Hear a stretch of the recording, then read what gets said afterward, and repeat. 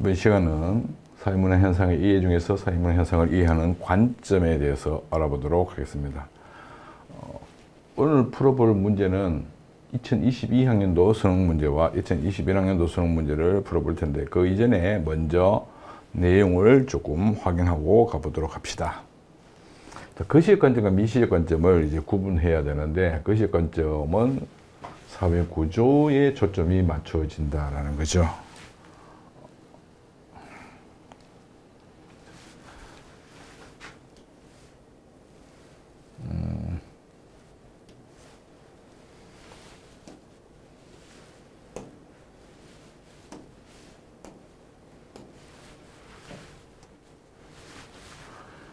거시적 관점은 사회 구조에 초점이 맞춰진다는 겁니다.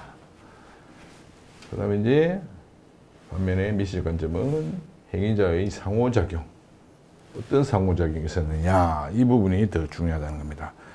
그 다음에 이제 그 특징을 살펴보게 되면 개인들의 행위보다는 사회 구조나 사회 제도, 사회 조직에 초점을 맞추고 있다는 것이고, 미시적 관점은 주관적인 의미, 그 상징 행위에 따라서 어떤 의미로 해석되느냐, 인식되느냐, 이런 부분에 대해서 초점을 맞추고 있습니다. 거시적 관점은 종류가 이제 기능론적 관점하고 갈등론적 관점 두 가지가 있습니다.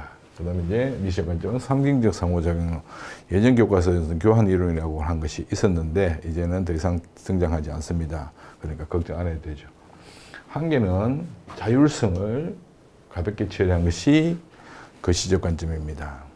반면에 이제 미시적 관점은 이 사회 구조가 분명히 영향을 미치는 부분, 이런 부분이 가볍게 처리된다는 거죠.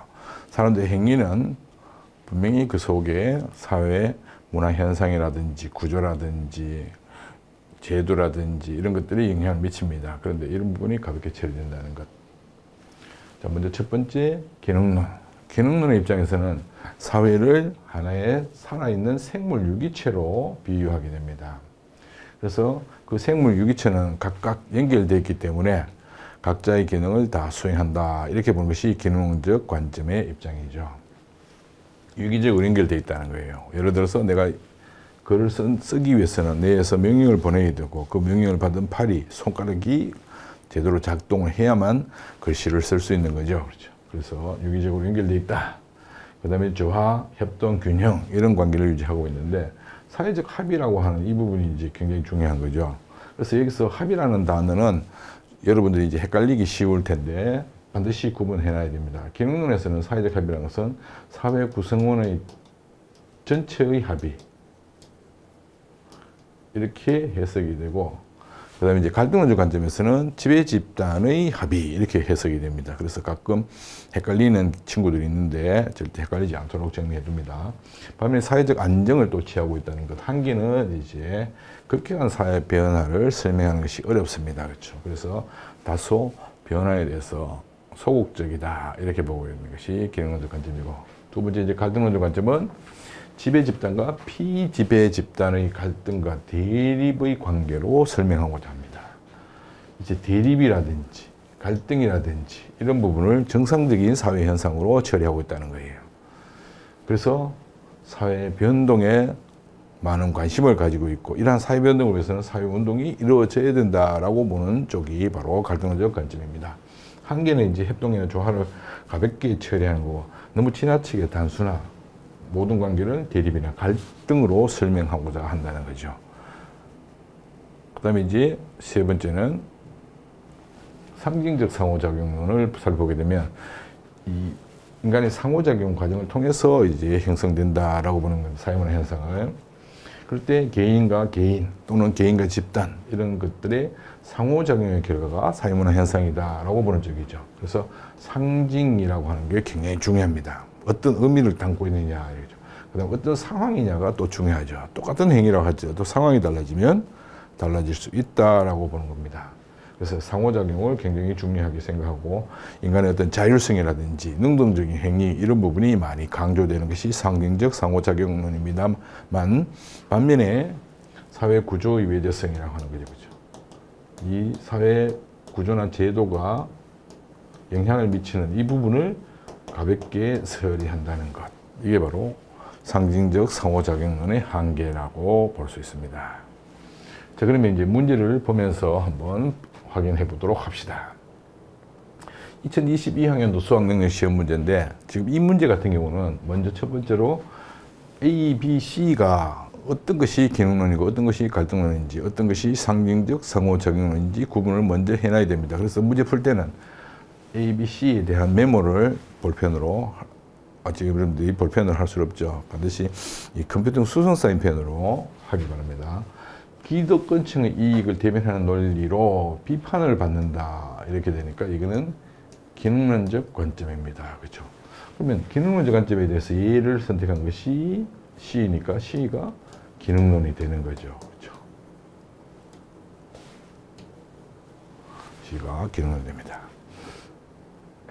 그 다음에 사회문화 현상을 사회 구조적인 측면에서 설명하는가, 이러면 거시적 관점입니다. 얘는. 거시적 관점에 해당되는 것 둘이죠. 이렇게 됐으니까. 그러면 하나는 기능론이고 하나는 갈등론이고, 그럼 당연히 A는 상징적 상호작용론, 이렇게 되는 거죠.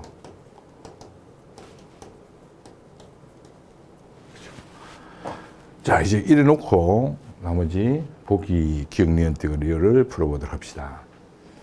먼저 기억.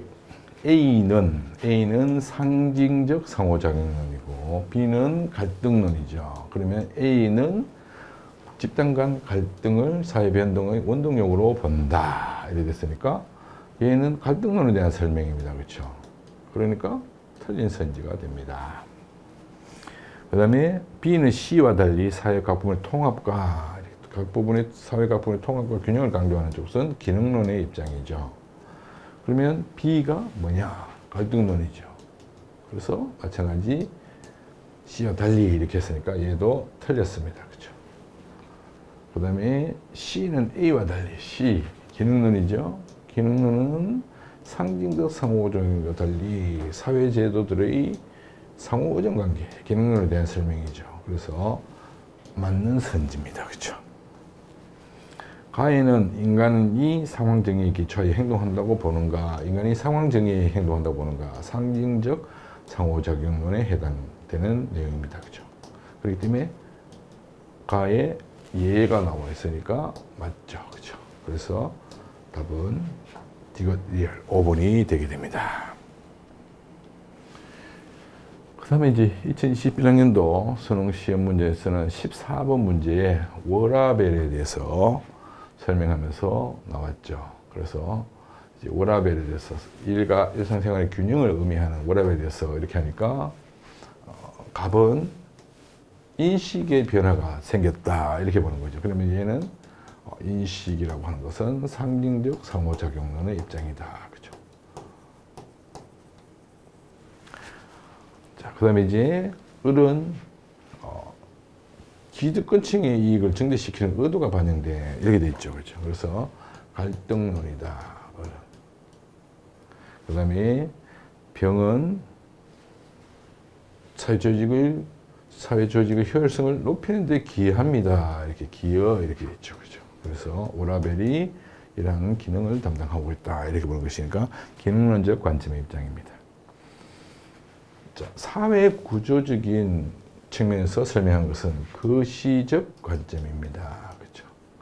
갑의 관점은. 그런데 상징적 상호작용론은 미시적 관점이죠. 그렇기 때문에 틀렸습니다. 그렇죠? 그 다음에 지배 집단의 이익을 대변하는 논리로 전개될 수 있다라고 하는 비판을 받는다. 비판을 받는다는 것은 기능론입니다. 그렇죠? 기능론이기 때문에 갈등론이죠. 그래서 틀렸습니다. 그 다음에 병의 관점은 사회 각국의 상호의존 관계를 맺는다고 본다. 상호의존 관계를 맺는 기능론에 대한 설명입니다. 그렇죠? 근데 병의 거 맞죠. 그래서 3번이 정답이 됩니다. 그 다음에 대립과 갈등을 사회관계의 본질적 속성으로 본다. 갈등론입니다. 그렇죠? 그런데 갑은 상징적 상호작용론이죠. 상징적 상호작용은 갈등론이죠. 그렇죠? 그래서 바뀌면 맞게 되는데 지금 갑의 관점은 이렇게 시작했기 때문에 틀렸습니다.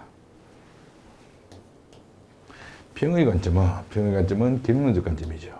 기능론적 관점은 을의 관점과 달리 갈등론이죠. 가능성과 달리 행위자의 능동성을 중시한다. 전혀 관계없는 얘기입니다. 행위자가 능동성을 중요하게 생각하는 것은 상징적 상호작용의 입장입니다. 그렇죠? 그렇기 때문에 전혀 관계없다는 거죠.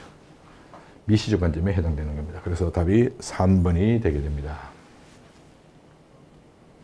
자, 이렇게 해서 이제 2022학년도 수능 시험 문제와 2021학년도 수능 문제를 살펴봤습니다. 다음 시간에는 2020학년도 수능 시험 문제와 2019학년도 수능 시험 문제를 확인해 보도록 하겠습니다. 고맙습니다.